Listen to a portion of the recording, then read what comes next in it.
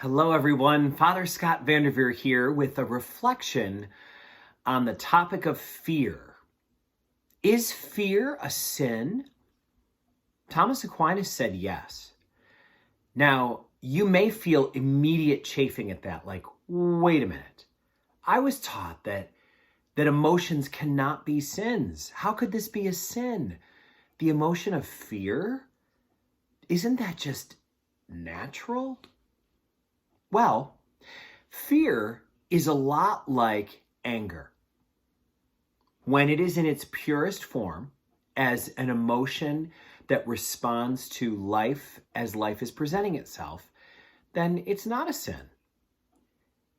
Fear, when it is a response to being in the presence of danger, when there is a snarling dog at my feet and I am cautious and backing up and being very, very, very careful, that's not a sin. Being extra alert when I'm walking to my car in a dark part of a parking lot after hours, that's not a sin.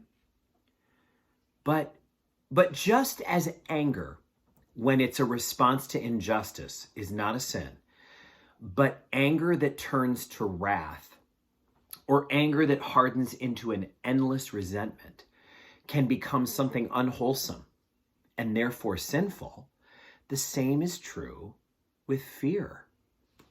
Sometimes we allow fear to run the show for us. We live in fear about everything. We're constantly afraid of what will happen tomorrow or next week. What will happen if our preferred candidate doesn't win the next election? What will happen if things start going in a direction that we can't foresee an outcome for? What are we going to do if our children don't get into the college that we're hoping for them? What will we do if someone we love winds up falling prey to an addiction? What will we do if our loved one needs to go to a nursing home and we run out of money? All of those things that are outside of our control, are being called forth from us as a need for faith.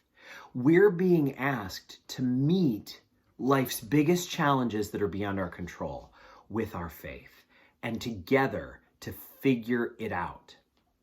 Faith is meant to be the remedy for the things that we cannot control. That's why you may have heard me say before that my favorite prayer, the prayer that I turn to the most, is, God, grant me the serenity to accept all the things in life that I can't change.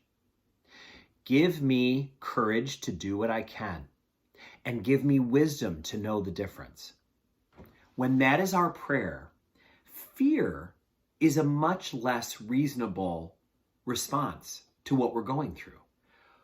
How can we fear if we know that we're giving a situation over to God, we're entrusting God with everything that is needed to be done for this situation, we are pledging to do what we can with the part of the situation that we have control over, and we're asking for wisdom to not sweat the small stuff?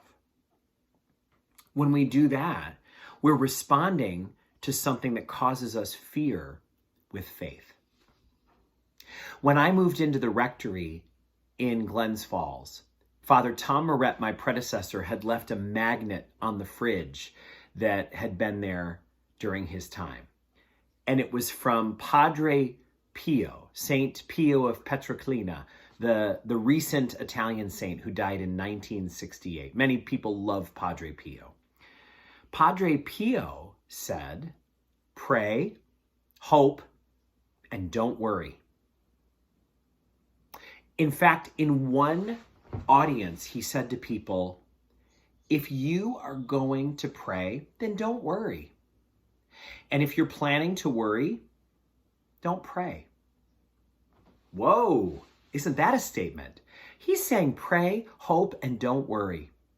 If you're choosing to pray for something, put your energy into the prayer and then give it to God. Worry is a decision to not fully lean into the prayer. Worry siphons energy out of praying and puts it into something else. As one author once wrote, worry is like rocking in a rocking chair. It can keep you busy, but it gets you nowhere. Rocking back and forth in a rocking chair can pass the time, but it doesn't do anything. Worrying is like rocking in a rocking chair. It doesn't change your ability to affect the outcome of things beyond your control. And yet so many of us think of worry as a way to offer love to people. Please call me when you get home or else I'll worry. A person saying that may be saying, just remember how much I love you. Remember that I love you. And because I love you, be sure to give me a call. That'll be a way to cement our love for one another. I think we can understand somebody looking at worry in an affectionate way like that, but it's not appropriate. It's not a good use of fear. It's an abuse of fear. Just as we can abuse substances, we can abuse emotions. And that's why Thomas Aquinas said that fear, when it is used instead of faith, can occasionally be a mortal form of sin, a very serious sin. He said that when we have the pattern of always choosing to put our fortunes, our futures on luck and on our own decision making, when we think it depends all on us and on luck for things to work out, we're cutting our higher power right out of it. We're cutting God completely out of the scenario. So fear, which sometimes just feels like an emotion like all others, is actually an emotion more like anger, which can easily swerve out of the lane of an emotion, out of the lane of being a natural response to being in the presence of danger, just as anger is the natural and healthy response to being in the presence of injustice. But we so easily swerve out of that lane and allow ourselves to be triggered by bruises to our ego, which make us not just angry, but wrathful. And offenses to our sense of being in control, which can make us worry instead of have faith. If we ever took a moment to consider just how many things are outside of our control, we would worry all the time. And we can't do that, which is why we have faith. Faith is choosing to trust in a higher power that knows more about life than we do and to let go of worry. Is your fear a natural response to being in the presence of danger? Or do you recognize yourself in some of these things we're discussing today? Are you someone who indulges in fear, sometimes abuses fear, maybe uses worry as a pastime that is in opposition to faith?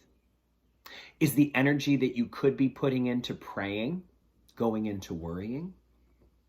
Would Padre Pio's magnet on my fridge, pray, hope, and don't worry, be a good slogan for you, a mantra to guide your prayer life?